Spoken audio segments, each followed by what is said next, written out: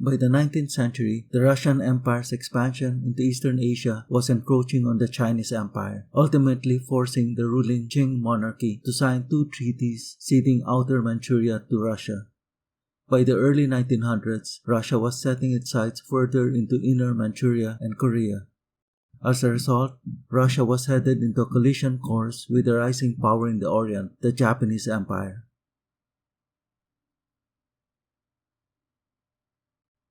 Since the 1890s, Japan was emerging as a military power that harbored ambitions in Manchuria and Korea. Japan had emerged from 2 centuries of near-total isolation and in the 1850s began aggressive industrialization and modernization, and within 20 years had transformed itself into a modern, prosperous state, placing particular emphasis on building up its military to the level matching those in Europe. And in the 1870s, Japan set its sights to emulating European-style imperialist expansionism and turned to Korea, which, although nominally sovereign and independent, was a tributary state of China. Japan applied gunboat diplomacy on Korea, forcing the latter to sign a commercial treaty with Japan. Japan's increasing interference in Korea's affairs made conflict between Japan and China inevitable. In 1894, war broke out, where Japanese forces triumphed decisively, and Japan then became the controlling power over Korea. China was also required to pay war indemnity to Japan, which was funded from a loan from Russia. In June 1896, Russia and China signed a military alliance against Japan. In exchange for Russia promising to intervene for China if Japan attacked, China allowed Russia to build a railway line across northeastern China and for the Russian Navy to use Chinese ports. In March 1898, China granted Russia a lease for the use of strategic Lushunku, which the Russians renamed Port Arthur, and which soon became its main naval base in the Far East. As these treaties allowed the stationing of Russian troops, Russia soon gained control of the whole region, which was furthered when in 1899, Russia began constructing a railway line to Port Arthur.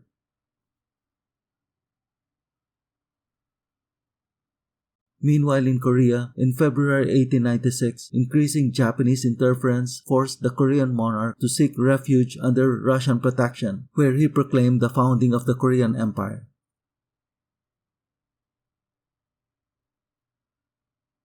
Undeterred, in November 1901, Japan sent a proposal to Russia. In exchange for Japan recognizing Manchuria as falling within the Russian sphere, Russia would recognize Japan's control over Korea. In October 1903, Russia counter-offered with 3 provisions: that Manchuria would fall under Russia's influence, that Russia would recognize Japan's commercial interests in Korea, and that all Korean territory north of the 39th parallel would be a demilitarized zone. Japan rejected the Russian offer, but both sides agreed to continue holding talks. Then by January 1904, with no progress being made, Japanese negotiators concluded that the Russians were stalling. Reiterating its August 1903 offer one last time and receiving no reply, on February 6, 1904, Japan cut diplomatic ties with Russia and 2 days later declared war.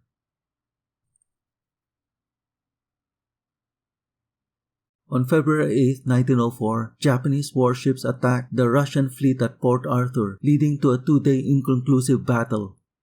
Russian shore batteries eventually forced the Japanese fleet to withdraw offshore, where it commenced what became a protracted blockade of Port Arthur.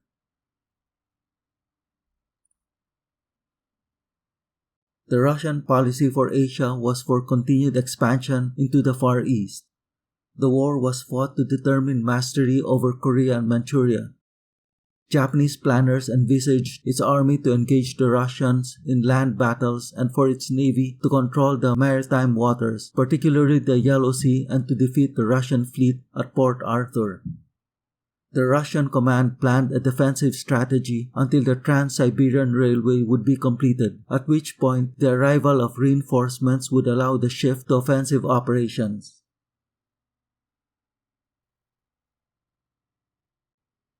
For much of the war, no major naval battles took place at Port Arthur, as the Russian fleet refused to venture out to sea, while Japanese ships avoided moving close to shore because of the Russian batteries.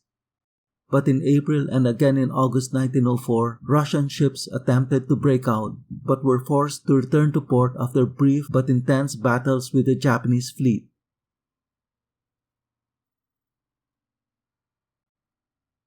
In February 1904, Japanese troops landed at Chumulpo, and in March, another force in Chinampo, with the combined forces advancing north into the Korea-Manchuria border. In April 1904, at the Battle of Yalu River, Japanese forces attacked, forcing the Russians to retreat into Manchuria.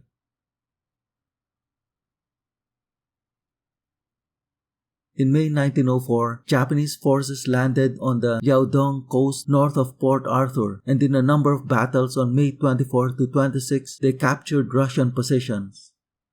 With the Japanese now threatening Port Arthur, the Russian High Command assembled a relief force to head south to breach the Japanese lines. Fighting took place in June 1904 in Talisu, where the Japanese threw back the Russians, ending Russian hopes of reinforcing Port Arthur. Japanese forces then moved west to Tashish-Chau, aimed to further isolate Port Arthur and protect the flank of the Japanese advance into Manchuria. In July 1904, in a nighttime flanking attack, Japanese forces broke through, forcing the Russians to abandon Tashish-Chau and retreat north toward Liaoyang. Meanwhile, in the south, the Japanese massed for an attack on Port Arthur. Crucial to Port Arthur's defense were the heavily fortified hills on the north and west overlooking the city. In August 1904, Japanese forces captured the eastern hills, but after sustaining heavy losses on the western hills, they called off the offensive and settled down to a siege of Port Arthur. The Japanese built trenches and tunnels to advance toward forward Russian fortifications. In this way, they captured the waterworks and temple redoubts. Meanwhile, in the northern sector, the Japanese continued north into Manchuria, clashing in late July 1904 with Russian forces at Simucheng.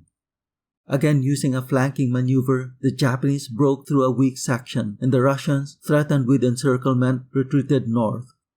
The Japanese then advanced toward Liaoyang, a major population center along the strategic Mukden-Port Arthur railway line. In August to September 1904, repeated Japanese offensives were beaten back. However, the Russian commander, wrongly believing that the enemy were far greater than his own, ordered his troops to abandon their positions and retreat to inner lines. The Japanese soon broke through, forcing the Russians to abandon Liaoyang.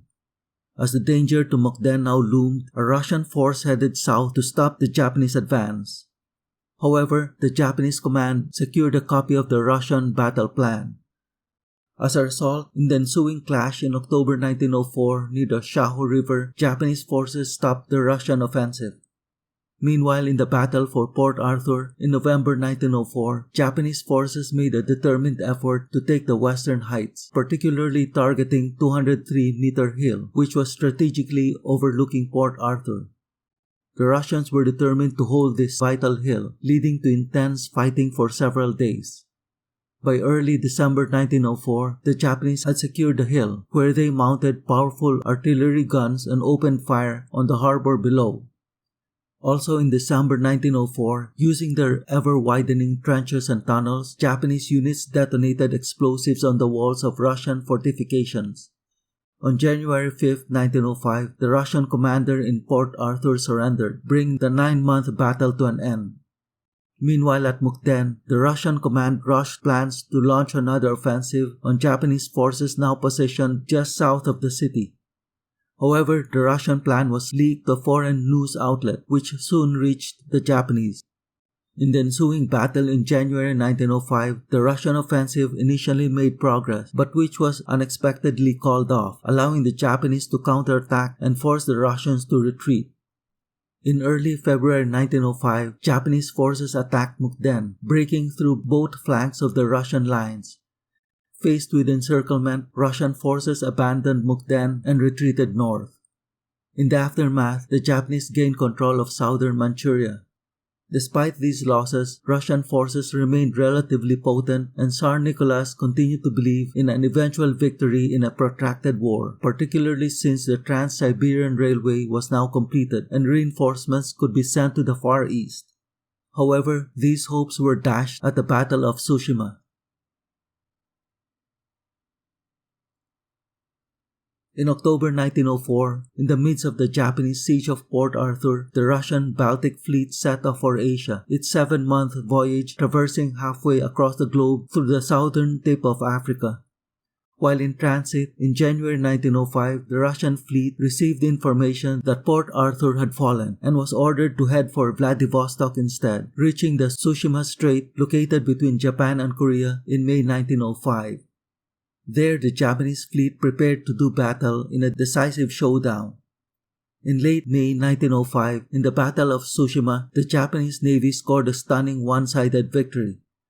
Thereafter, Tsar Nicholas abandoned his hardline stance and in June 1905 agreed to negotiate an end to the war. By then also, Russia was experiencing widespread unrest. Japan had achieved spectacular battle success but also desired an end to the war because of its deteriorating economy and mounting foreign debt. With mediation efforts by the United States, peace talks opened in June 1905 in Portsmouth, New Hampshire.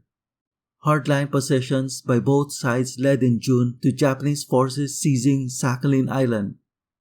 After more difficult negotiations, in September 1905, Russia and Japan signed the Treaty of Portsmouth, ending the war and recognizing Japan as the ruling power over Korea and Manchuria.